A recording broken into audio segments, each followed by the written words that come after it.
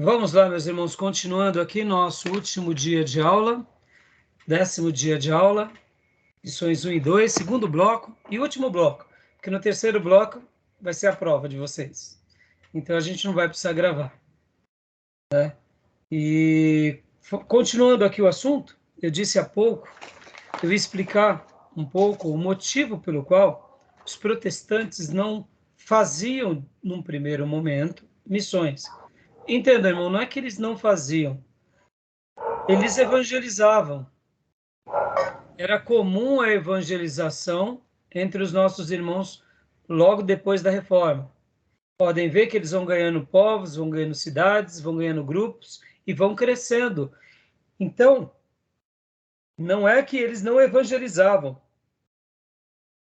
mas eles não tinham essa bandeira de ganhar os outros povos, ou não inflamava tanto dentro do coração deles essa necessidade. A nossa irmã Ruth, no capítulo 4, ela vai até mostrar que logo depois da Reforma Protestante, muitos protestantes, luteranos, em virtude da doutrina da eleição, havia uma certa comodidade, segundo ela. Mas Calvino, de contrapartida, já não era assim. Mesmo ele também acreditando das doutrinas da eleição predestinação, Calvino, ele tinha um ímpeto mais missionário, mais voltado à proclamação entre os reformados. Então, ele mesmo enviou vários evangelistas à França, como também a vários outros povos, como também estabelecendo colônias, inclusive entre os índios aqui no Brasil. No entanto, muitas dessas obras, irmãos, acabaram naufragando. Ora pela oposição que os missionários enfrentavam, ora pela oposição, inclusive católica. Vocês têm que lembrar, irmão, que esse período da Reforma foi um período de muita polarização. Naquele momento da Reforma Protestante, nós éramos vistos como inimigos. Inimigos pelo fator doutrinário e até político. Vocês têm que lembrar que quando um país ele aceitava o protestantismo, ele saía debaixo do papado. Ele deixava de ter o vínculo católico, então ele se tornava agora um país independente ao papado. Então, se hoje nós já temos algumas guerras políticas, imagine na Reforma Protestante. Imagine como era difícil fazer uma obra de missões. Então, no capítulo de número 3, ou melhor, no capítulo de número 4, ela vai comentar que houve sim avanços, houve esforços missionários, mas acabavam não tendo muito sucesso. E que foi no século VIII que começou então a ter um pouco mais de êxito, e inclusive ela registra aqui, eu vou ler para vocês, eu não consegui compartilhar aqui com vocês, mas eu vou estar lendo. Foi no século XVIII que testemunhou o primeiro grande avanço das missões evangélicas, pois só então os protestantes, em números significativos, começaram a reconhecer sua responsabilidade de evangelizar aqueles que ainda não conheciam o evangelho. Entre os primeiros a reconhecer esse dever estavam os luteranos. Olha que interessante. As missões começam também com os luteranos. O ímpeto, precisamos evangelizar os povos não alcançados. E aí ele dá aqui vários nomes de alguns desses luteranos, como Philipp Jacob Spener, Augusto Hermann Frankl, que se afastaram do frio do formalismo das igrejas estatais. Frank, professor na Universidade de Halle, transformou esta escola em um centro do pietismo continental de evangelização do século XVIII. Olha que interessante. Então, esse Augusto Hermann Frank fez com que a Universidade de Halle fosse um lugar de pietismo, de piedade. E ali eles acabaram sendo esse centro de evangelização continental.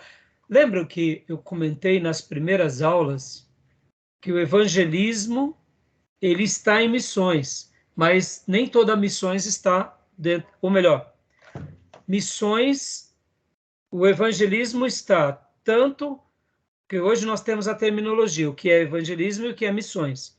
Mas dentro das missões, nós temos o evangelismo. Mas dentro do evangelismo, nem sempre temos missões. Mas hoje essa é uma terminologia mais contemporânea.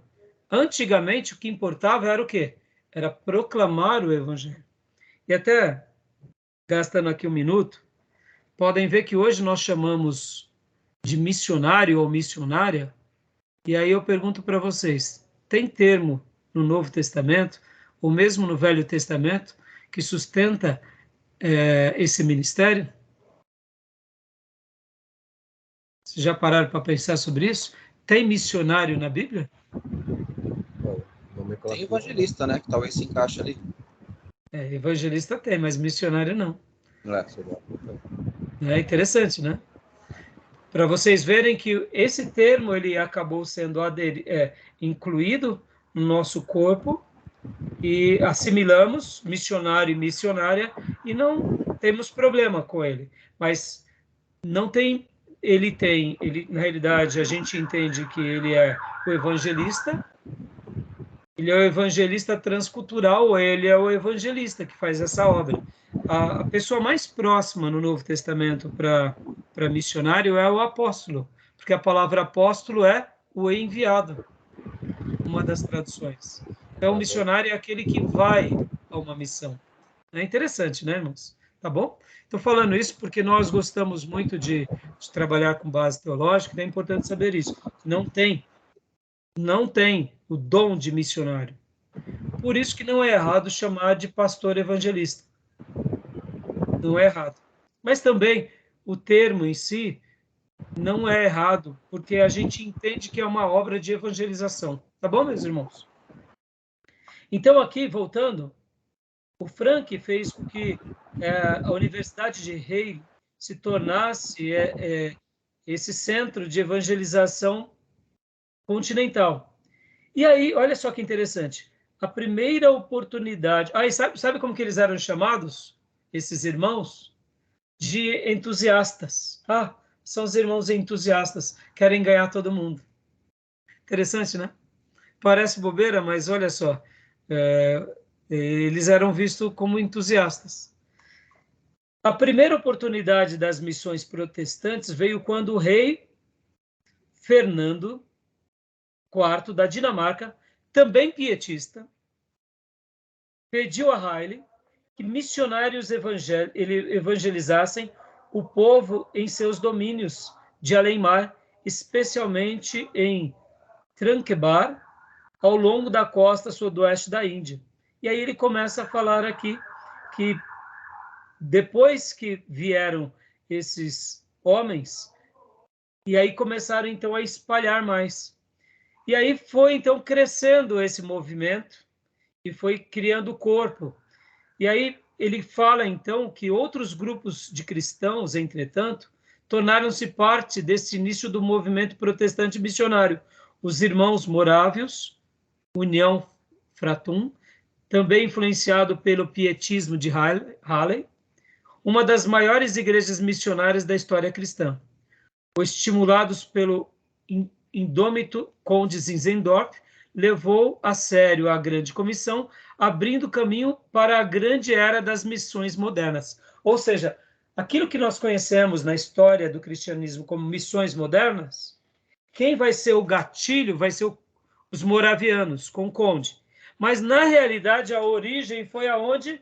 Foi a Universidade de Yale, lá com esses irmãos luteranos, que eram pietistas. Percebe, irmãos, como uma fagulha de hoje queima amanhã numa lareira, que incendeia uma floresta e que ganha depois uma expressão gigante. Mas como é lindo ver isso, né? Porque as missões modernas vão ser o palco onde vão criar força depois dos moravianos. Mas, na realidade, o berço dos moravianos eram os pietistas, que a gente pode aqui resumir de uma forma bem parecida. Os pietistas, eles são praticamente irmãos dos puritanos.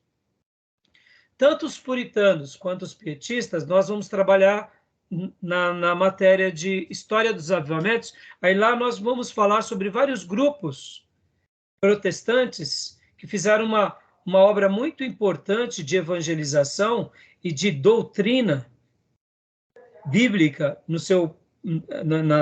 na sua geração e no seu povo, e entre eles tinham aquilo que chamamos de puritanos e tinham também os pietistas. Então é interessante, né?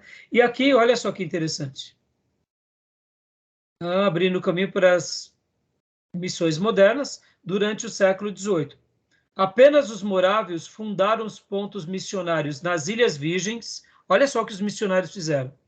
1732 foi para as Ilhas Virgens, na Groenlândia, 1733, América do Norte, 1734, Lapônia e a América do Sul, 1735, África do Sul, 1736, Labrador, 1771. Seu objetivo supremo era espalhar o evangelho até os confins da terra, uma paixão claramente evidenciada na proporção dos seus missionários em relação aos leigos. A razão era para cada um alcançar 60. Coisa linda, né, irmãos?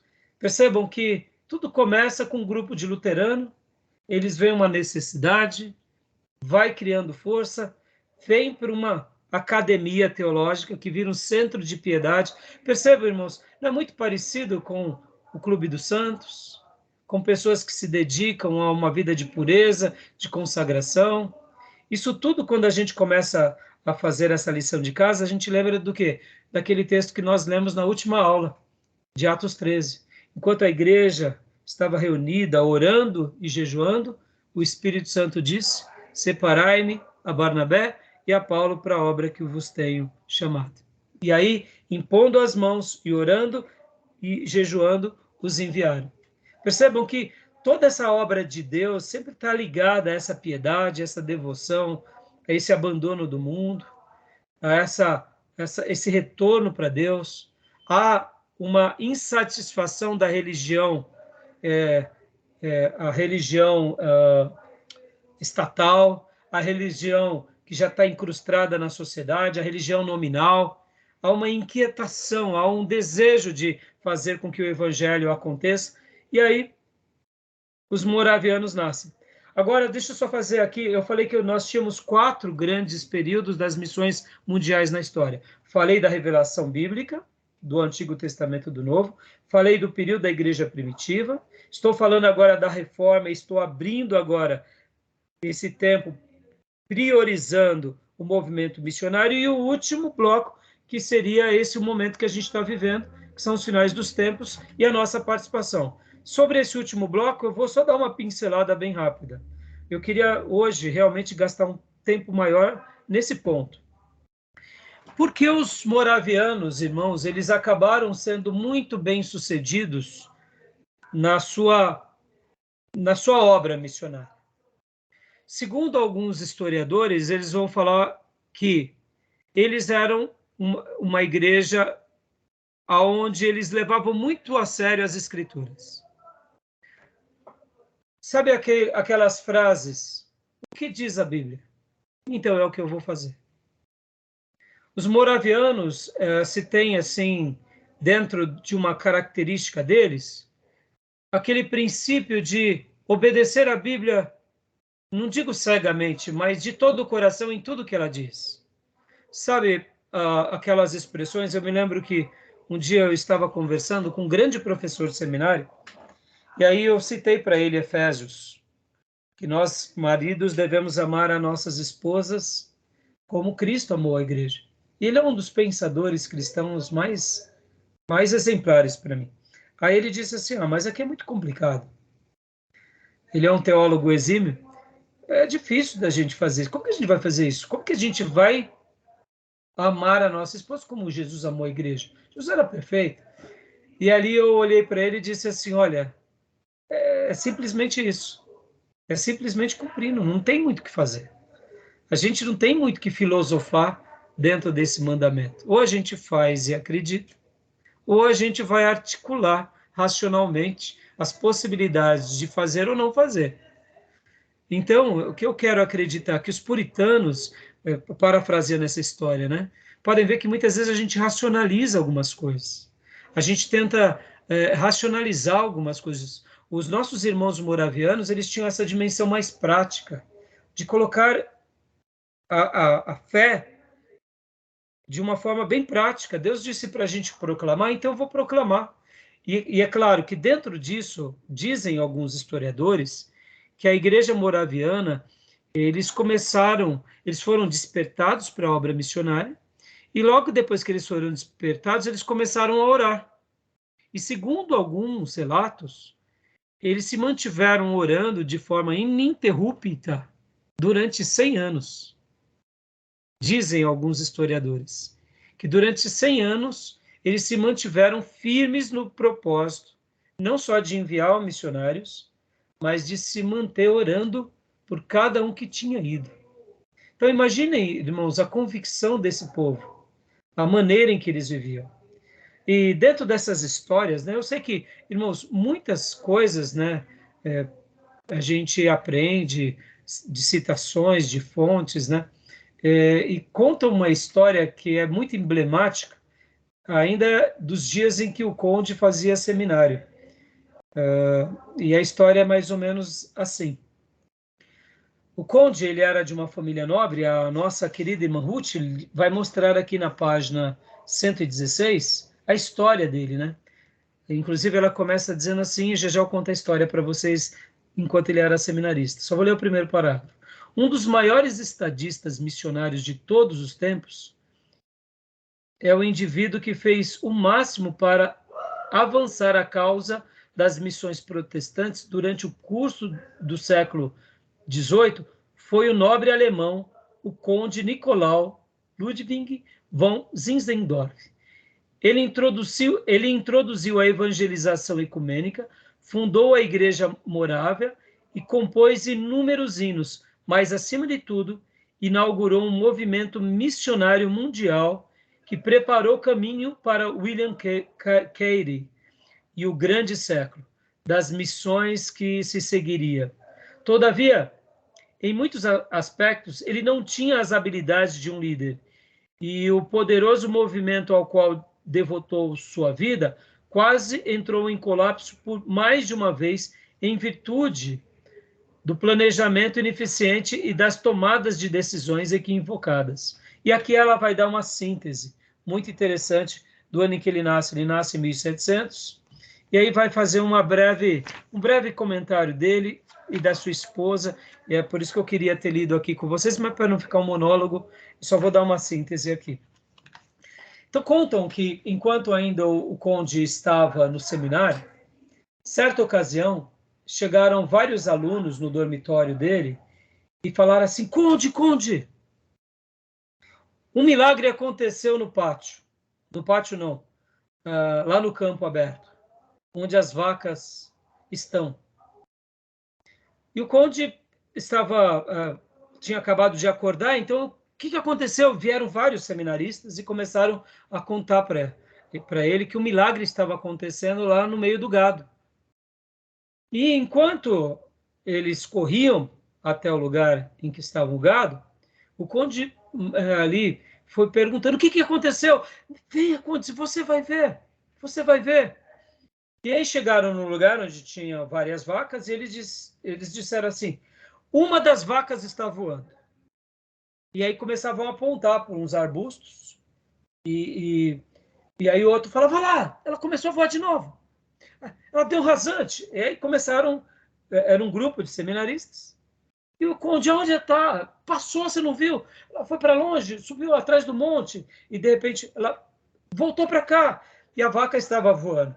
De repente, depois de alguns minutos, um dos seminaristas não aguentou e começou a pôr a mão na barriga, sorrindo, e começou a rir. Aí o outro começou a rir, o outro começou a rir. E aí o conde olhou para todos eles e falaram assim: vocês me enganaram. Aí um daqueles que tinha ido até o conde chamá-lo lá no seu dormitório e disse assim: ô, conde, pelo amor de Deus, você acreditou que a vaca tinha voado? E aí o conde disse essa célebre frase: eu acreditei, porque eu acredito que é muito mais fácil uma vaca voar do que um crente mentir. E, então, aí essa é uma história que dizem que aconteceu, né? É um gesto de ingenuidade do conde, mas nesse gesto ingênuo demonstra uma grande verdade, né? É muito mais fácil uma vaca voar do que um crente ou um punhado de crentes seminaristas mentirem. Então, daí dá para a gente ver o grau de piedade e, de sinceridade que ele via nas pessoas, principalmente naquelas que eram servos de Deus. Ele era de uma família muito nobre e ali há um despertar para a evangelização. E aí, voltando agora sobre o êxito das missões dos moravianos.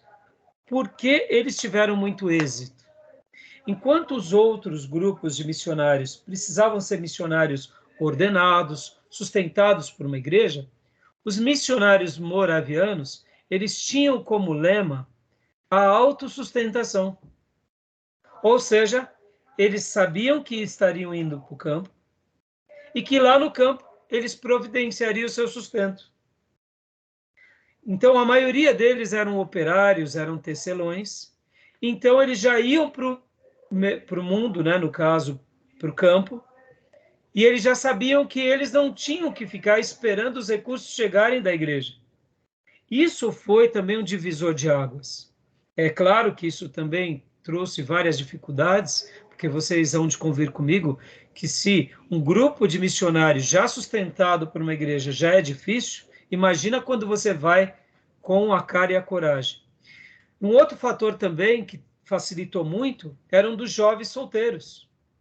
Já que eles sabiam dessa obra e que Deus estava separando vários jovens, muitos jovens faziam votos de celibato para ir para o campo. Então também começa um movimento de homens celibatários e de meninas celibatárias. Olha aqui, agora eu pergunto, irmãos, isso não é Deus separando uma comunidade? E por que eu chamei de 4 grandes períodos de missões mundiais? Eu peguei a época da revelação como um fato, onde Deus atua. Peguei a história da igreja primitiva também como um fato, que Deus usa essa igreja recém-nascida de forma maravilhosa. E por que agora eu estou pegando a reforma e, em especial, eu estou pegando os moravianos? Porque agora, diferente do que aconteceu lá na igreja primitiva, que eram muitos grupos, agora é um povo, é uma cidade. Vamos imaginar, irmãos, aqui, que Deus coloque no nosso coração e inflame isso entre nós, e a gente começa aqui, com as nossas igrejas, fazer um trabalho. E a gente começa aqui no Alto Tietê, e quando vai ver, Deus está usando a gente no nosso país, e a gente está enviando pessoas para o mundo. Tudo começou num grupo pequeno. Percebam o tamanho dessa obra? E como a gente viu há pouco, em poucos anos, eles chegaram em várias cidades, nas Ilhas Virgens, na Groenlândia, na América do Norte, América do Sul, África do Sul. Ou seja, em quase 40 anos, eles já estavam em vários continentes. Então, percebam agora, o que eu acredito, irmãos? Eu acredito que o fator dessa entrega... Lembra que na aula passada eu fiz a abertura de um texto de Filipenses e falei que Paulo recomenda Timóteo como um obreiro aprovado, e falei que Timóteo, segundo Paulo, ele era diferente porque ele não buscava os seus próprios interesses. Lembram? O que a gente vê nos moravianos desde o conde? Porque o conde era de uma família nobre, ele tinha uma igreja ali que estava protegida debaixo do seu cuidado, mas ele se dedica a essa igreja, ele se dedica a esse colegiado, ele se dedica a ajudar a preparar essas pessoas, ou seja, se dedica a continuar intercedendo, ou seja, dá para ver que na história ele também não buscava os seus próprios interesses. Esses missionários iam para o campo não buscando seus próprios interesses. Chegavam ao ponto de serem vendidos conscientemente para poderem ter acesso em alguma cidade, alguma região, como escravos, para poder pregar o evangelho. Então, meus irmãos, eu quis hoje, aqui na nossa última aula, fazer esse corte desses 4 grandes períodos da história de missões mundiais, e queria dar essa honra aos moravianos, porque, como a nossa irmã Ruth fala, por causa deles, e tão somente deles, que aquilo que a gente vê como as missões modernas, com William Carey e tantos outros grandes missionários que marcaram a história mais das missões mais recentes, eles foram influenciados pelos moravianos. E eu acredito que leituras, literaturas, conhecer mais sobre isso, só vai despertar no nosso coração esse amor pelas almas, porque eu sei que hoje, aqui, e agora indo para o meu 4º e último ponto, o nosso país, esse momento que a gente vive, e a nossa irmã Ruth, ela até faz um capítulo dedicado ao Brasil, ela chama de gigante adormecido, o despertar das missões brasileiras, o gigante começa a despertar. E o que acontece, irmãos? Hoje nós somos um dos poucos povos no mundo que vive uma obra de evangelização como poucos viveram na história da humanidade. Nós já nos acostumamos com essa liberdade que temos, com essa tranquilidade. Pode ver, hoje a Igreja de Jesus ela está em todos os lugares. Em todas as áreas tem um cristão, tem um grupo, temos empresários cristãos, temos hospitais cristãos, escolas, faculdades, creches, asilos, temos liberdade, temos uma pseudo-perseguição, sim, mas nós vivemos um período na história, eu diria, único. Poucos momentos na história mundial, a gente vai aprender isso em História dos Avivamentos, vivem um momento como vive o Brasil. Hoje, quando nós pegamos as nossas estatísticas, de tantos por cento são protestantes, e em poucos períodos da história mundial, um grupo viveu isso. Então, assim, nós temos uma grande responsabilidade. E por que eu coloquei aqui, né, no caso, 4 grandes períodos das missões mundiais? Porque, admitamos ou não, hoje nós somos, eu diria, devedores dessa semente que foi lançada por esses grandes homens de Deus do passado.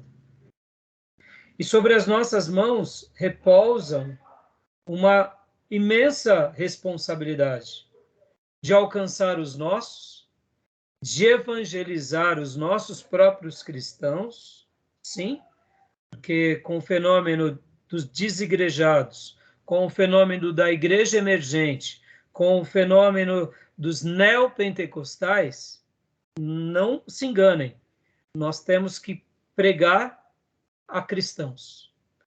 E quem dera fosse somente a católicos, mas hoje, para nossa surpresa e para o nosso terror, os neopentecostais também devem ser alvo das nossas evangelizações.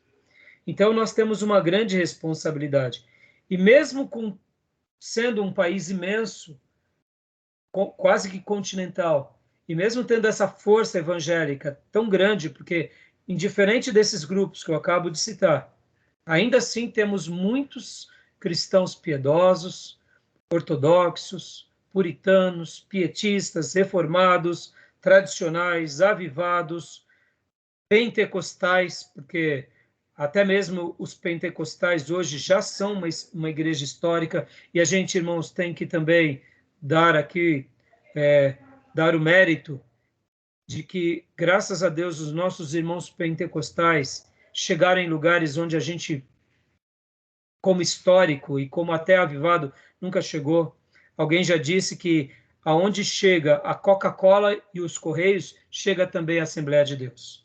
Então isso é maravilhoso. Não sei se vocês já notaram, se há um grupo, há uma comunidade que começa a existir, uma das primeiras coisas que acontece naquela comunidade é pintar um barracão de, se for no caso de um lugar onde se tenha barracões, pintar o barracão de azul e colocar lá ponto de pregação da Assembleia de Deus. Já notaram? Onde chega a Coca-Cola e o Correio, chega a Assembleia de Deus. Ou seja, é maravilhoso. Então, diante disso, nós já vivemos um período, eu diria, especial.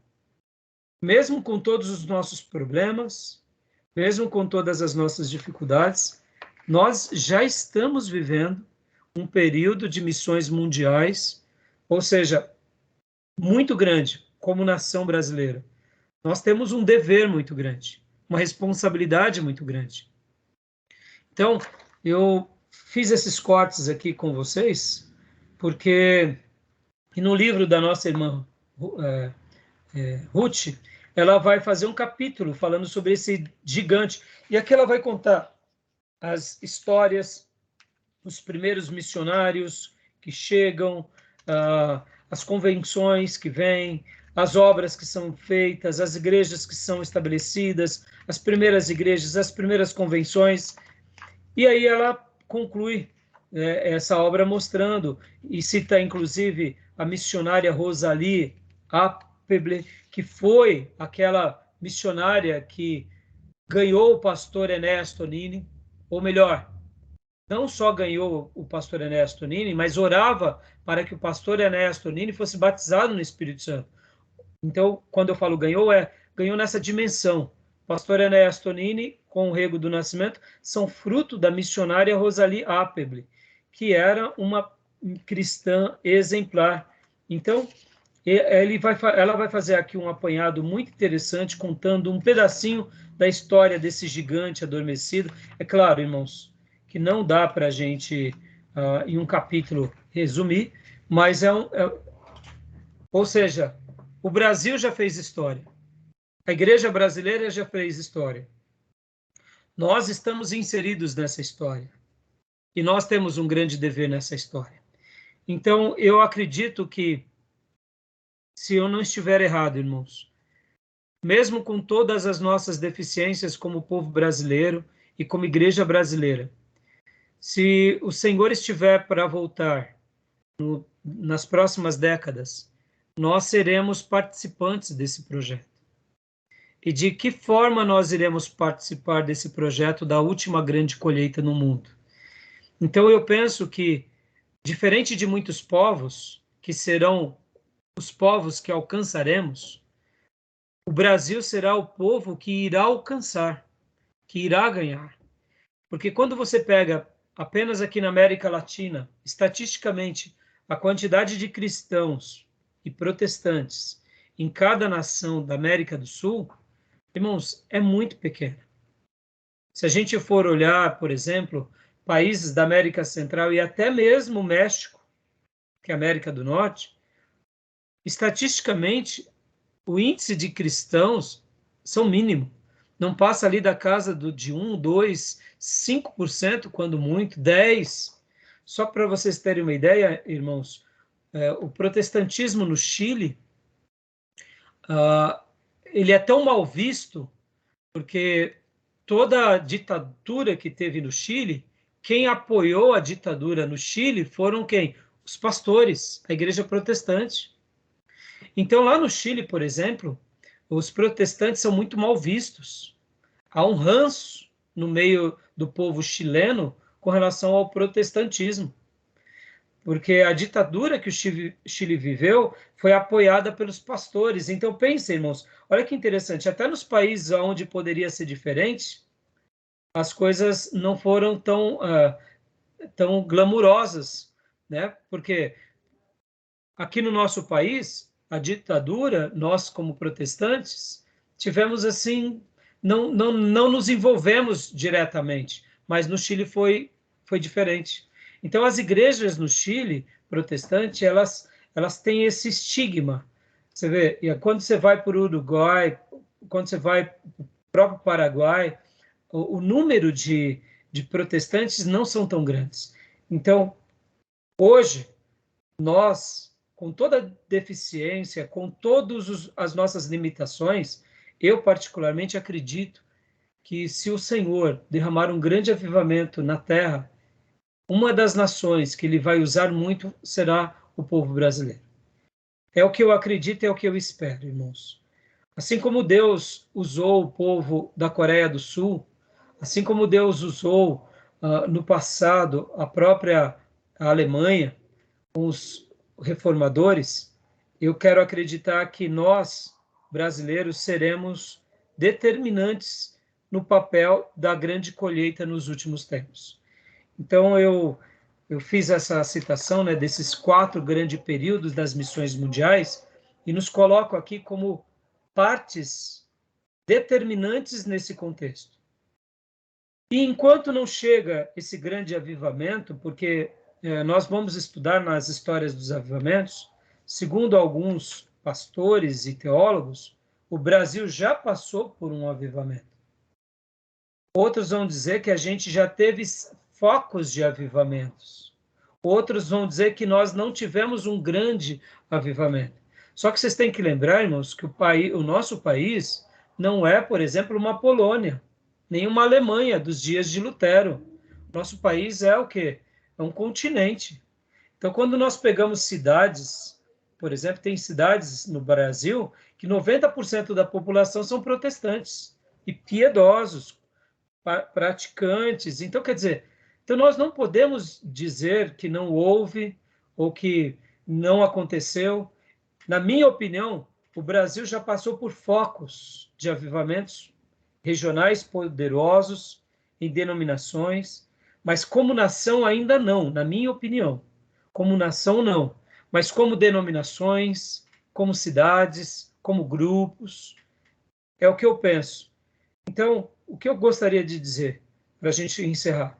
Enquanto não chega esse grande dia, que a gente possa fazer aquilo que eu mencionei há pouco, que a nossa vida seja uma vida como foi a de Timóteo, que não busca os seus próprios interesses, que a gente busque os interesses de Cristo, que a gente se consagre que nem os irmãos pietistas, que nem os irmãos puritanos, que nem os nossos irmãos reformados, que nem os nossos irmãos avivados, que nem foram os nossos irmãos na origem do pentecostalismo. Que a nossa vida seja uma vida de consagração, de santidade, que a gente possa estar frutificando aonde quer que a gente vá, dando frutos, ganhando vidas, discipulando, criando igrejas fortes, para que quando o Senhor derramar um grande avivamento no nosso país, ele olhe para nós e diga assim para cada um de nós: venham, meus servos, eu quero usar vocês nessa grande obra nesse país e no mundo. Então, fica aqui, né, essas minhas considerações e fica aqui essas 4 grandes observações de missões mundiais na história. E o nosso país já realiza missões e ele é muito bem sucedido, mas eu quero acreditar que nós temos muito mais ainda para fazer na nossa terra e no nosso mundo. Tá bom, meus irmãos? Era isso que eu tinha para falar para vocês. Querem fazer algum comentário sobre esses 4 períodos? Querem fazer algum comentário sobre os moravianos ou sobre a nossa nação? Ou alguma outra coisa?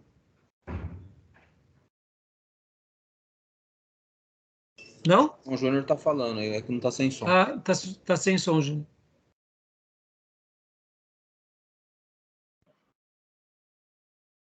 Então, sobre todos os apontamentos que foram feitos, principalmente dos moravianos, no século XVIII, onde eles, de forma voluntária, e não tinha agência missionária, nada oficial, não tava, a igreja não estava ainda de forma preparada para essa incumbência, despertaram para isso, mas muitos deles se voluntariaram para isso, e alcançaram vários países. Agora, a questão qual foi, eles influenciaram, mas qual foi o legado? Alguém manteve, deu continuidade? O que a gente vê é desolador. Eu estou acompanhando missões. Ontem eu estava vendo sobre Romênia. A capital de Bucareste tem 1% sul. A capital fica no sul da Romênia. e o missionário falando, a região norte, com a fronteira com a Ucrânia, é onde tem maior número de cristãos evangélicos. Então eu te pergunto, ele falou que para formar uma igreja com 25 membros, 10, demora 15 anos na Romênia. A questão é, o Brasil houve sim um grande, eu não digo, não sei se é avivamento, eu acho que é muito utopia a gente pensar que vai haver um avivamento no país. Quando o avivamento aconteceu em Atos dos Apóstolos, foi ali, foi local, não foi todo Jerusalém. Então, eu acho que, ao meu ver, né, em todo o país, não, o Brasil está vivendo, graças a Deus nós temos, ou ruim ou bom, tem grandes igrejas cheias aqui. Claro, tem desigrejado, passa por essa fase, etc, etc. Mas é uma bênção o Brasil. Você vai olhar outros países aí, pessoas contam lá, o cristão lá fica triste em ver o que acontece. Veja, a Alemanha. A Alemanha foi o grande com Lutero. A Inglaterra. Vejam só. Esses países dão dó agora ver o que acontece lá. Não tem evangelho. Não tem nada. Então, deixa eu fazer aqui alguns cortes, A questão do Júnior. país aqui da América Latina tem um catolicismo. A gente fala assim, não é só a questão do Chile com a ditadura de Pinochet. É um país católico, vem de lá atrás. Fora o catolicismo, Sim. tem as religiões indígenas. O México é um país muito católico, sabe? De há muito tempo. Você entendeu? Então, vamos por parte. Sobre a questão de missões, quando no Novo Testamento falamos do avivamento local, nós vamos estudar, Júnior, na matéria História dos Avivamentos. Vai ser uma delícia, porque nós vamos ver que muitos lugares foi assim, local, mas os alcances foram quase que nacionais. Então, na matéria História dos Avivamentos, a gente vai ver com bastante detalhes, bastante material. Então, assim, vai ser muito enriquecedor. Sobre o Brasil, realmente, por isso que eu falei há pouco sobre que alguns pastores dizem, quando eles falam, irmãos, já houve um avivamento no nosso país, você tem que imaginar a visão, muitas vezes, de um missionário de um outro país.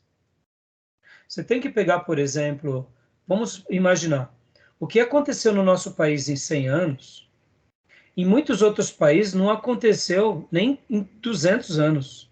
Então, na ótica de muitos grupos, o que está acontecendo no nosso país, como em alguns outros países, acaba sendo um avivamento, com as suas devidas proporções. Por isso que, assim, a gente vai trabalhar isso em matérias na história dos avivamentos. Por isso que é passível de discussão, né?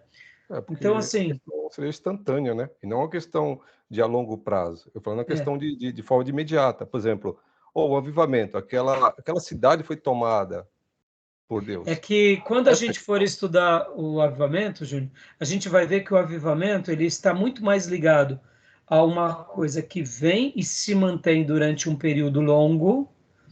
E o avivamento ele tem mais uma continuidade, uma transformação muito grande durante um período bem significativo.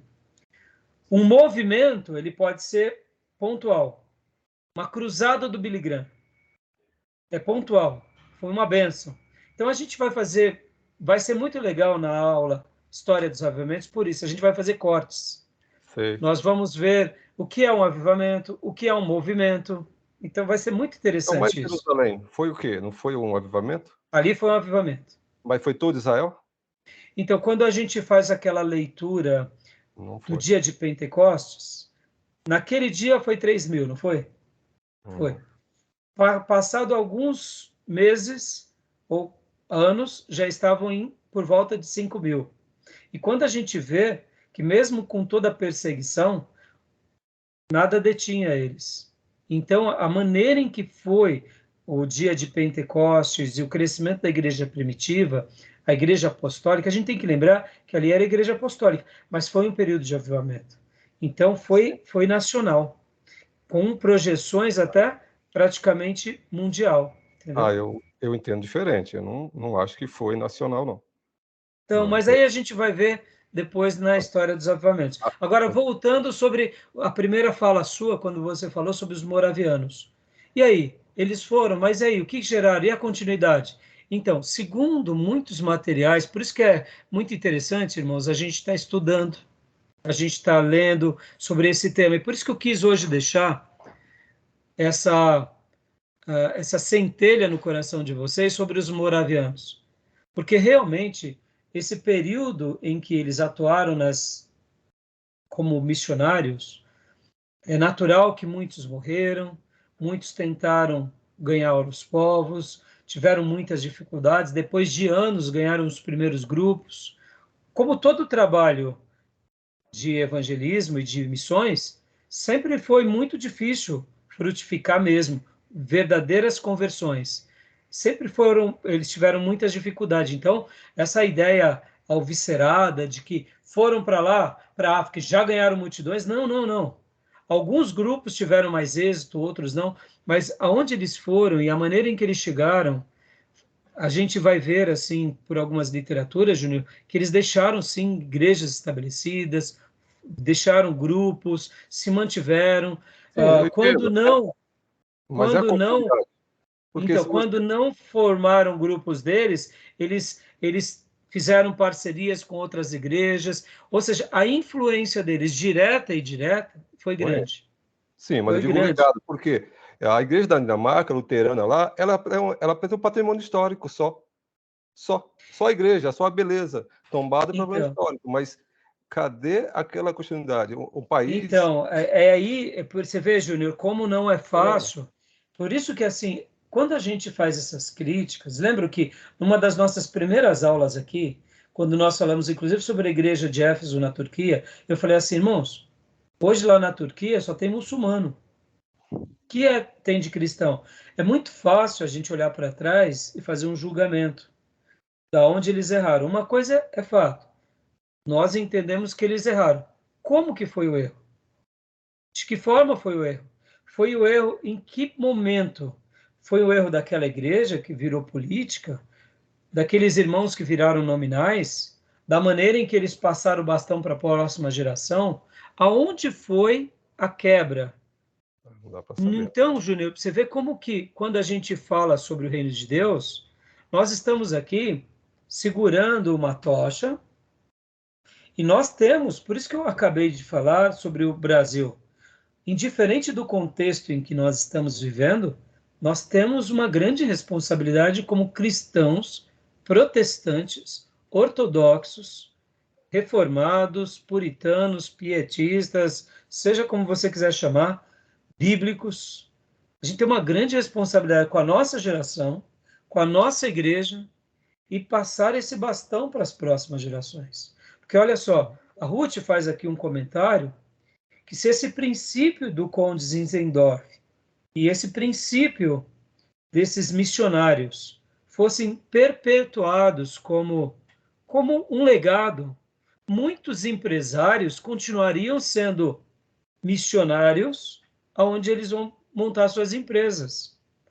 Então, o que a Ruth até comenta é que essa ideia, que num primeiro momento foi até desbravadora, não é que a igreja da Morávia não mantinha como uma agência missionária, não, mas eles tinham dentro dele essa clareza. Eu estarei indo, estarei me autossustentando. Para mim, eu vejo isso como um milagre. Vamos ser honestos, hoje, muitas vezes, qual que é o grande trabalho de um pastor na igreja local? Levantar bons obreiros. Obreiros que não tenham interesse nas suas coisas, ou seja, que seja que nem Timóteo, que não busque seus próprios interesses. A maioria dos obreiros são tudo interesseiros e vaidosos. Eles estão na frente, fazem a obra. Se não estão na frente, não fazem a obra.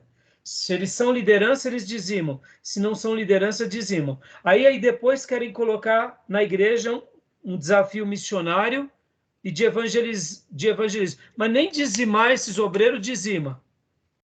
Se envia um candidato para o campo, abandona o candidato. Ou seja, olha que contexto de igreja frouxa a gente vive. Agora, são todos os crentes assim? Claro que não. Tem muitos crentes piedosos, responsáveis, maduros. Mas perceba, Júnior, falando um pouco sobre os moravianos, a contribuição deles no passado foi imensa. Os frutos foram grandes. Agora, é óbvio, como tudo, uma nova geração é levantada. Podem ver, os luteranos hoje, nas últimas aulas, nós fizemos até um comentário que os luteranos hoje são mais ecumênicos, fazem um trabalho de missões mais... não tem mais aquele brilho. Agora, são todos os luteranos que são assim? Ou será que tem luteranos que inflamam o amor pelas almas? A gente não pode generalizar, né? Mas, assim, perceba que por que eu quis terminar com o Brasil e falar um pouco sobre o nosso dever? Porque a gente tem um grande dever, uma grande responsabilidade.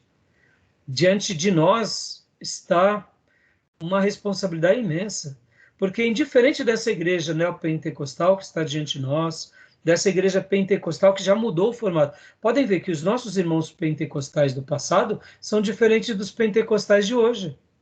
Os pentecostais do passado eram simples, não eram vaidosos, tinham calos nos joelhos, tinham uma vida totalmente voltada para a Bíblia, não eram materialistas. Os pentecostais contemporâneos são mais difíceis. Gostam de política, gostam de status. Eu digo isso com pesar, mesmo valorizando a Igreja Assembleia de Deus, porque eu conheci vários pastores da Assembleia de Deus. A disputa por conhecimento, por título, por medalhas e patentes, é muito diferente dos pais da fé. Percebam, algumas gerações se passaram. E nós aqui, como que estamos hoje? Vamos lá. Esse momento que a gente está vivendo, esse momento que agora a igreja está sendo aberta para todos os grupos e a gente está sendo praticamente obrigado a ter que aceitar uma agenda que a Bíblia não aceita. É óbvio que nós não vamos aceitar essa agenda homoafetiva da forma que o mundo quer. Vamos continuar amando as pessoas gays, respeitando a opinião delas, mas na nossa Bíblia é Adão e Eva, não é Adão e Ivo. Sexo é para depois do casamento, e mesmo depois do casamento é entre marido e mulher, não tem vida casal livre, e aí vai. Ou seja, é muito resolvido. Mas percebam, olha o momento que a gente está vivendo. E pasmem vocês, hein? Já já vocês vão ver muitas igrejas assumindo essa bandeira, porque é politicamente correto. Isso você acaba criando, vamos dizer assim, expressão na sociedade, e quem não pensa assim é retrógrado, quem não faz isso é um antiquado. Ou seja, a gente vai ter perseguição, inclusive dos nossos próprios irmãos. Já tem, pastor, já tem. Claro. Entendeu? Claro, então, assim, claro.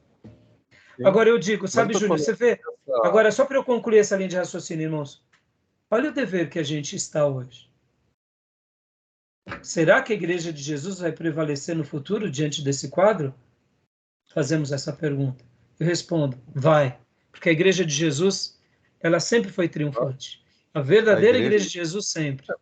Sim. Agora, que tipo de testemunho vamos deixar? Como que a gente vai realmente contribuir com tudo isso? Lembram que nas minhas primeiras aulas, inclusive na última aula, eu falei que há um fetiche, há uma doença na evangelização e em missões, em que as pessoas querem ganhar o mundo, mas elas não sustentam isso com as suas vidas.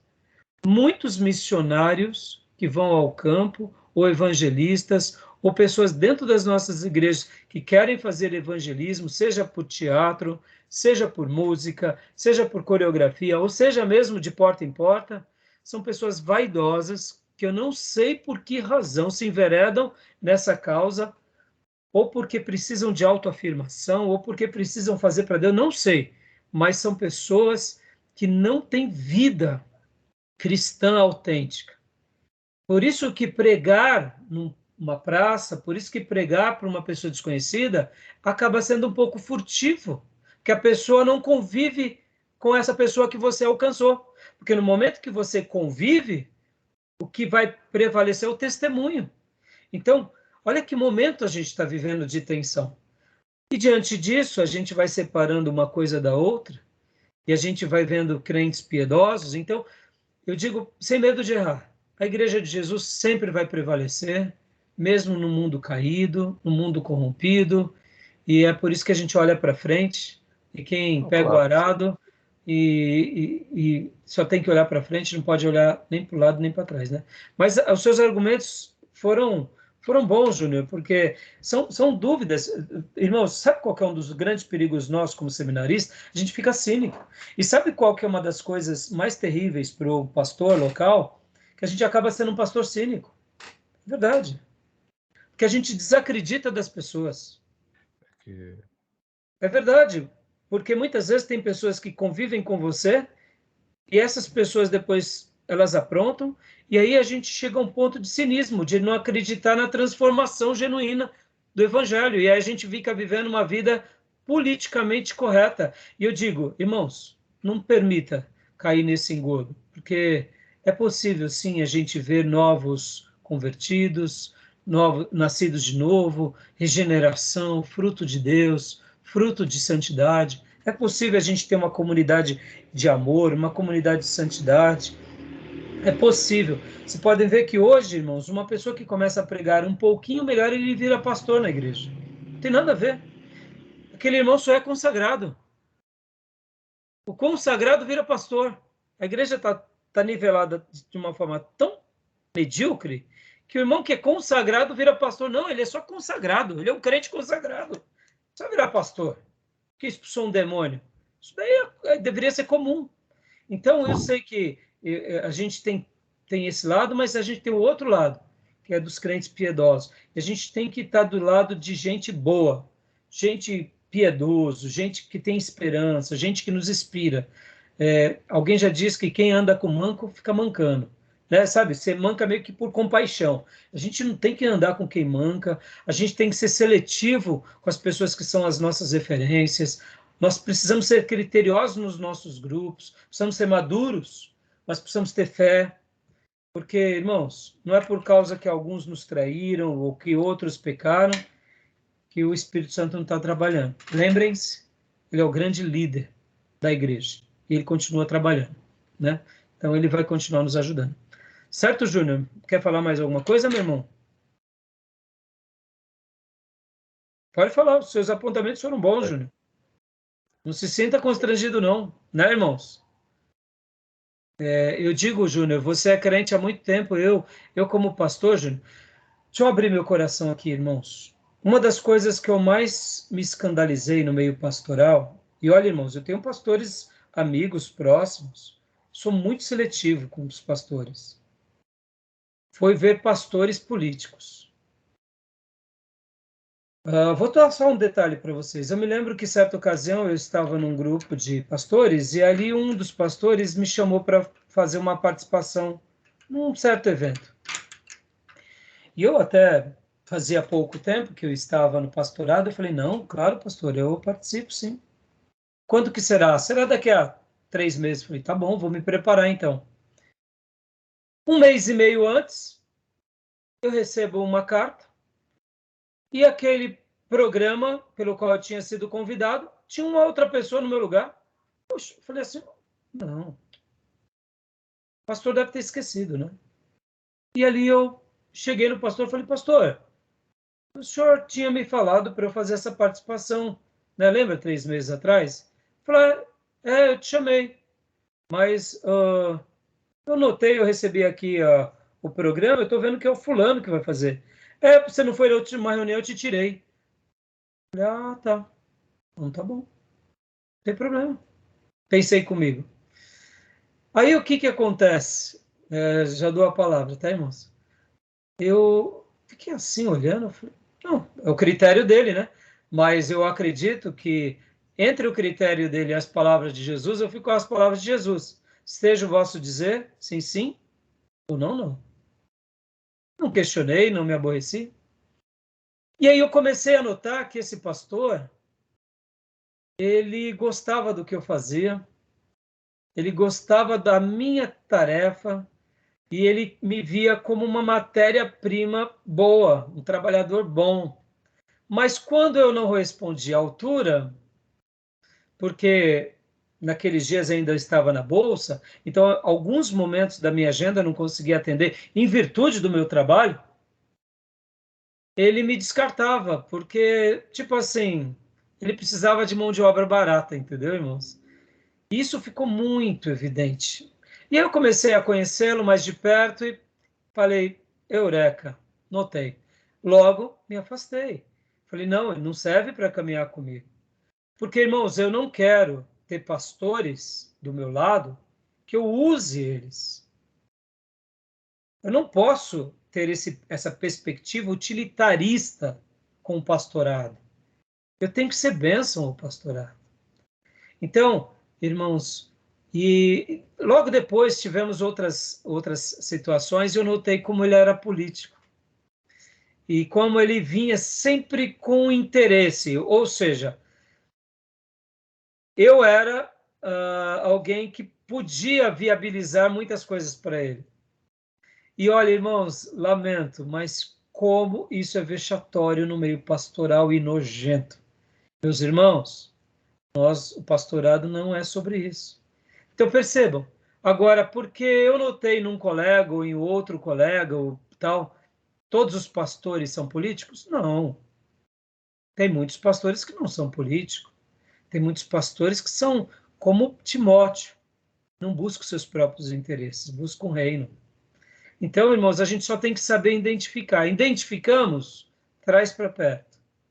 Identificou que é político, não serve para você? Aonde esse pastor me era útil? Na política. Se eu fosse político, ele seria bom para mim na política. Mas eu não sou político. Na denominação ou num colegiado pastoral, não serve. Então, irmãos, isso vale para tudo. Então, sejam criteriosos, mas não se tornem cínicos. Lembrem-se que no colegiado de Jesus teve pessoas que pecou, na igreja primitiva teve pessoas que falharam, na história do cristianismo muitos outros falharam, mas lembrem-se que muitos acertaram e que a gente possa estar olhando com esperança, porque não tem coisa pior na nossa vida do que a gente perder a esperança, não é? Então, Júnior, você levantou a mão? Pode falar.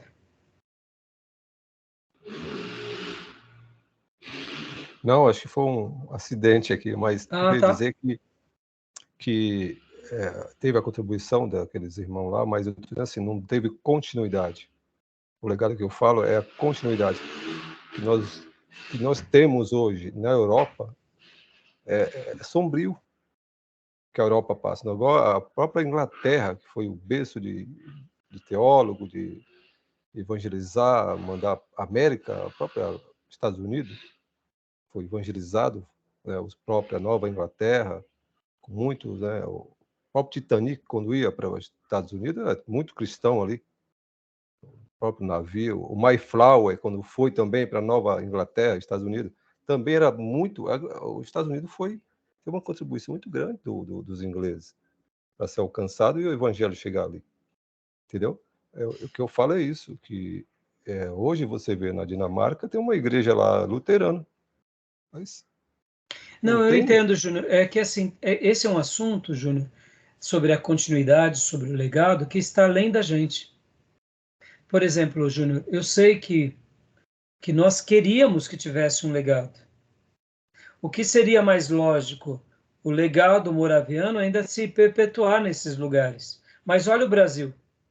Por que o Brasil se tornou o que se tornou? Então tem coisas que estão além da gente, sabe? Mas eu entendo quando você fala assim, porque a gente tem que olhar com essa perspectiva, mas agora deixa eu dizer uma coisa, sabe, Júnior? Pode ver. Isso está além da gente, né? O que está entre as nossas mãos e alcance é o nosso momento e a maneira em que nós faremos a transição. Até essa transição está sob nosso momento. Depois que a gente transicionou, literalmente a gente encosta abandona ali a botina e tira o time de campo como trabalho, mas a gente continua orando, né? Então tem coisas que tá além da gente, não tem como a gente mensurar, né? Mas eu entendo essa questão do legado, é assustador, é material de pesquisa, por que eles se tornaram assim, por que chegaram a esse ponto. Esses são os pontos que, para nós, como estudiosos, a gente tem que fazer. Por que uma igreja se perde em 100, 200 anos, uma denominação? Por que o legado sucumbe, né? E se o legado de uma igreja séria sucumbe em 200 anos, uma neopentecostal já nasce sucumbindo, então ela já cai na pirambeira, né? Então, se aquela demorou 200 anos para cair, anel pentecostal que já está na pirambeira, o que vai virar anel pentecostal daqui a 100 anos? Pelo amor de Deus, vai virar o quê? Um centro de macumba? Né? Entendeu? Então, assim, é preocupante. Mas são matérias de estudos para a gente poder fazer pensar, para a gente poder refletir, né? Tá bom?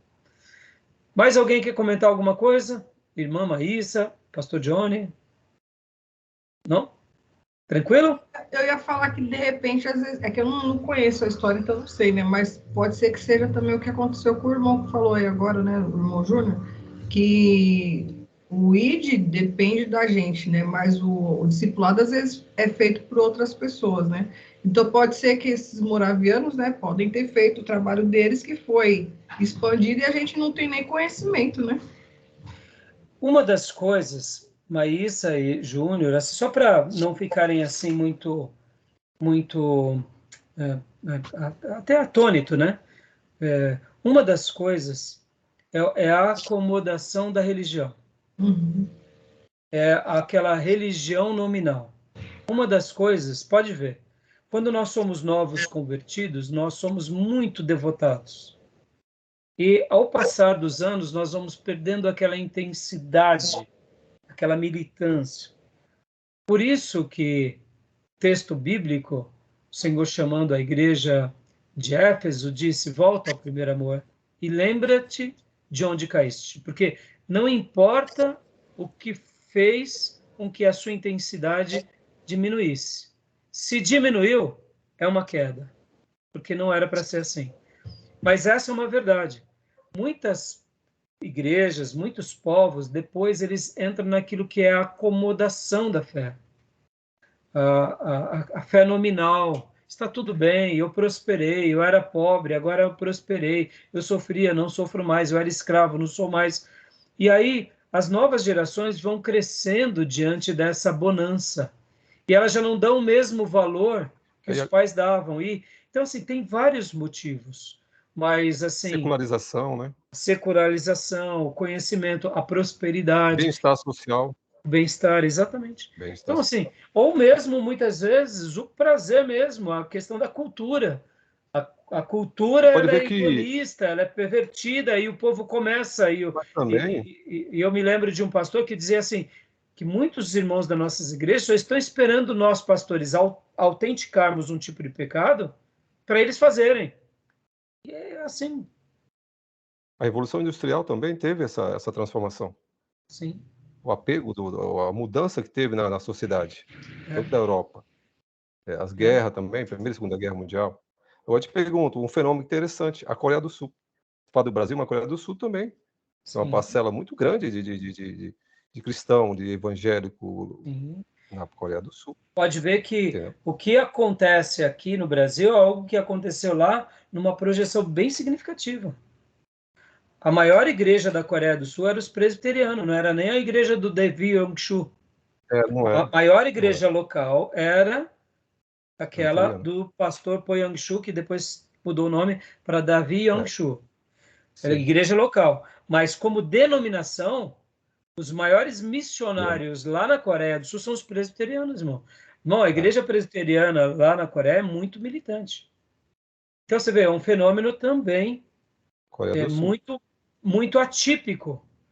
Só para vocês terem uma ideia, irmãos, dentro desse contexto de missões, a Coreia do Sul, eles têm um grupo, pelo menos é o que eu ouvi falar, de missionários que eles chamam de missionários suicidas, que eles enviam esses missionários para países muçulmanos, e eles já sabem que esses casais, esses missionários, com a passagem só de ida e sem ter a volta. Porque depois de um período eles não voltam mais. Ou seja, olha aí onde chega o grau de amor e desprendimento desse povo. Então, meus irmãos, que Deus tenha misericórdia de nós e que o Senhor possa nos ajudar, tá bom? Mais algum comentário, meus irmãos? Mais algum comentário, minhas irmãs? Não? Joia. Então, meus irmãos, eu vou agora... Nós hoje não teremos o terceiro bloco. Eu vou passar a prova para vocês, né? Mas eu não... Como já concluiu aqui até o horário de aula, vocês não precisam entregar hoje. Vocês podem me entregar até domingo e entregam todo o material até domingo, leitura, etc. e tal, até domingo. Porque eu preciso corrigir o mais rápido possível para poder, quem sabe, segunda ou terça-feira já tá passando as notas para todos vocês. Espero que ninguém pegue recuperação, né? Porque aí, senão, a gente vai ter que passar o Natal de recuperação, né? Mas não vai ter ninguém, não. Esses assuntos aqui são bem objetivos, né? Vocês viram que é uma matéria simples, não é uma matéria complexa. Como eu disse em uma das nossas aulas, evangelismo e missões não é tão complexo. Missões é um pouco mais complexo do que evangelismo, mas a grande dificuldade desse tema é viver isso o tempo todo, né? Que Deus nos ajude a viver, tá bom, meus irmãos? Gostaram desse módulo, meus irmãos? Eu não apreciei muito missão, não. Prefiro as Você é mais da história, você é mais da toda aquela parte, história da igreja. aquela Novo Testamento 1 e 2, Antigo Testamento 1 e 2, Grego, você é mais e também da anterior que a gente fez, como é que fala? teologia sistemática. Temática. Aí sim, é muito bom. Mas você veja, né? São corações que pulsam de forma diferente. E os demais irmãos, Pastor Johnny, Maísa, Cleusa, hoje o Dio não está na aula, né? Mas o que vocês acharam desse módulo, do assunto? Foi rápido, né, irmãos? Eu sei que eu quis aqui deixar para vocês só o norte, mas tem muito material bom. Leiam, ouçam, parem, porque essa é uma matéria que não é muito só de reflexão. Ela é de reflexão, mas ela é mais de meditação, de avaliação, de contrição. O que eu estou fazendo? O que eu estou gerando? O que Deus espera de mim? Será que eu estou cumprindo a minha missão? Será que Deus espera que eu faça mais alguma coisa? Percebam, não é muitas informações, não estou dizendo que nós não estamos aqui buscando isso, não é isso. Mas percebam, não é um conhecimento acadêmico tão grande. É um conhecimento sobre um tema muito relevante, mas tem que escorregar da nossa mente, do nosso cérebro, e bem devagarzinho para o coração e fazer morada no coração, né? Tá bom? Diga, Pastor Johnny, Cleusa e Maísa. Eu apreciei e aprecio muito, na verdade, tem muito a ver com o nosso dia a dia aqui também, né? De algum modo, é sempre esclarecedor. Inclusive, ver na vida de alguns irmãos esse desprendimento de si mesmo para viver em prol do reino. E essas histórias sempre me motivam muito, assim. Nos ajuda, né? Na verdade, tem um pouco mais de esclarecimento também. E ata um fogo na nossa alma, sabe? Nós, como pastores, como eu disse, irmãos, e ainda mais no meu caso, como pastor de uma igreja local e professor, eu estou no meio dos crentes o tempo todo. E tem hora que uns crentes me dá dor de cabeça, que você fica assim meio... Aí você olha essas histórias, você olha a necessidade mundial e o coração, ele é banhado de esperança de novo, sabe? Porque é mais ou menos assim, o irmão carnal, deixa ele lá, deixa ele trabalhar. É mais ou menos isso, sabe? Porque tem vezes que a gente acaba perdendo tanto tempo com algumas pessoas que é elas e Deus. A gente tem que deixar elas ali, regá-las de oração e vamos trabalhar, né? Porque não tem muito o que a gente fazer, né? Senão a gente fica preso ali, a gente acaba paralisando, né? Irmã Maísa, irmã Cleusa, para a gente encerrar. Eu cogitei na minha mocidade, nossa, parece que eu estou tão antiga, a ser missionária. Quando eu era mais nova, minha tia ela foi para a África, ela ficou em... agora eu esqueci um país que ela ficou, mas enfim, incomunicável, né? Mas ela veio com hepatite. Minha mãe e minha tia falaram assim, mas você não vai nem ficar brava, como diz o outro, né? E aí, enfim, né? Passando o tempo, falei, eu não sei. Mas é um assunto que me interessa, assim, sabe? Que eu falo que eu não tenho facilidade, assim, de lidar com as palavras, assim, né? A não ser através do Espírito Santo, mas eu, por mim mesmo, assim, falo, pregação, não sei se é comigo, não, entendeu? Mas às vezes... Deus prepara, Deus prepara. Quando Deus tem uma obra, mas aí ele É. prepara tudo. Capacita. te capacita. Eu vi uma irmã lá em Israel, que ela foi enviada, e ela como missionária, e ela evangelizou um judeu lá. Deus dava a palavra para ela. Ela falava, Deus dava a palavra para ela. Ela Não, falava.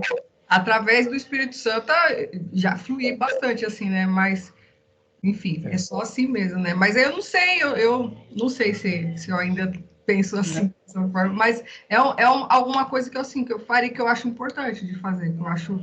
É importante. Por isso, eu separei vários livros aqui, eu não vou mostrar agora por causa da hora, mas leiam livro de evangelismo, irmãos, leiam livros de... Leiam, porque, irmãos, como o pastor Enéas Tonini sempre citava, o evangelho ele é urgente, Sim. ele sempre é urgente, por toda a vida. A gente sempre tem alguém para evangelizar, sempre alguém desviou. É uma pauta sempre que a gente tem que ter como prioridade.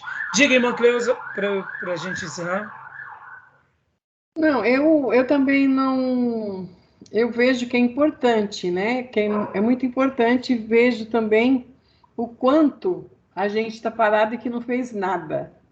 Quanta coisa se tem para fazer, se você olhar na sua vida, você viu que você não fez nada. Que nem eu, tô com 70 anos quase e eu olho para trás e não vi nada. E tantas coisas que tem pela frente. Mas eu acho que esse campo, para mim, também eu não conseguiria. Mas, ao mesmo tempo, irmã, qual é a proposta de termos esse curso aqui, essa matéria nesse curso?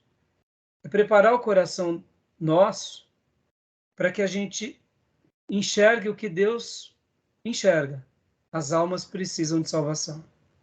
E para que a gente também, fazendo ou não fazendo, sejamos apoio para aqueles que Deus levantar na igreja local Sim. e como missões. Porque, irmãos, uma igreja forte naturalmente evangelizará.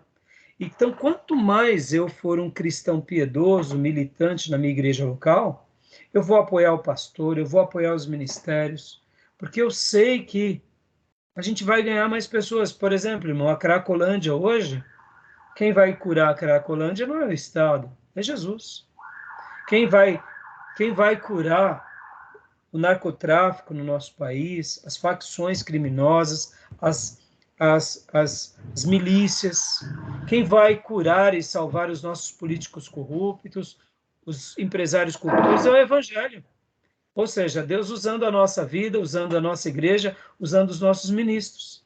Então, quanto mais a gente olhar com esse olho de esperança, de necessidade, a gente prepara a nossa igreja, preparamos os nossos obreiros para eles impactarem os pastores, os evangelistas e os missionários.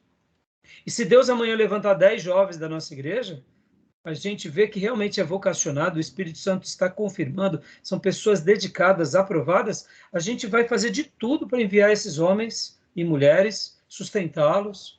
Então, a proposta dessa grade é isso, é atear esse fogo santo, que nunca parou, mesmo no mundo caído, que é um Egito e uma Babilônia. Porque senão a gente fica no nosso cafofo, no nosso gueto evangeliquez, e esquece do vizinho, do parente. E a gente fica só no nosso mundinho, nas nossas comunhões. E na realidade, Deus tem muito mais para nós, né? Porque é frutificando que a gente vai ver o Espírito Santo realmente sendo glorificado na nossa vida. Que Deus nos ajude a frutificar. Amém? Amém. Só para concluir, não é que eu desprestigie a matéria, que eu gosto mais das outras. Sim, sim. Eu acho de suma importância. Sim, Inclusive, entendemos, Júlio. apoio, né? E teve um tempo que quando era nos tempos do comunismo, né? Socialismo, eu orei muito tempo pela Albânia.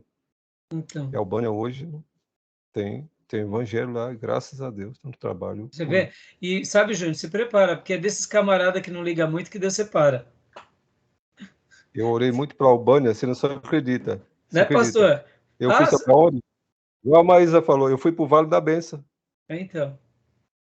Eu fui no Vale da Benção. Você sabe onde era o Vale da Benção, Pastor né? Jonas... Não, Jonas... Era na... eu esqueci o nome dele, meu Deus. O Vale da Benção é um trabalho... Era na... Araçariguama. Era, sabe como? Naquela. Aquela. Como é que fala? Tipo, como se fosse uma estrada, né? Eu acho que é. Não, imagina. É, Como fala? Uma é, via aí federal. Você isso. passa lá e. Não, um trabalho muito bom que ele faz. E é uma Exatamente. igreja que também tem um seminário e um trabalho missiológico. Isso aí, meus irmãos. Então, tá bom? Estamos Anhanguera. encerrados aqui. Hã? Acho que é na Anhanguera, Anhanguera, né? eu acho que é em Anguera. Bom, É. eu vou fechar a gravação e vou mostrar a prova aqui para vocês, tá? E vou Ok. encaminhar no nosso grupo, tá bom? Então, meus Veja irmãos, depois. hã? Eu vejo depois. Tá bom, então, maravilha. Então, vamos encerrar aqui. Desejo a todos vocês que Deus continue abençoando muito. Amém. Vocês têm até domingo para me entregar o relatório de tudo e a prova, tá bom? Amém. E, querendo Deus, a gente se fala ainda, mas que o Amém. Senhor esteja conosco e que o Espírito Santo nos use, tá Amém. bom? Maísa, futura missionária, hein? Senhora, achando que é Já me senhora. chamaram de tudo aqui, pastora, missionária. Tá bom, meus É, irmãos? Deus Deus abençoe, abençoe, meus irmãos. Fiquem irmãos. com Bom Deus. semana. Amém. Tá bom? Abraço a todos. Bom Deus descanso. abençoe. Amém.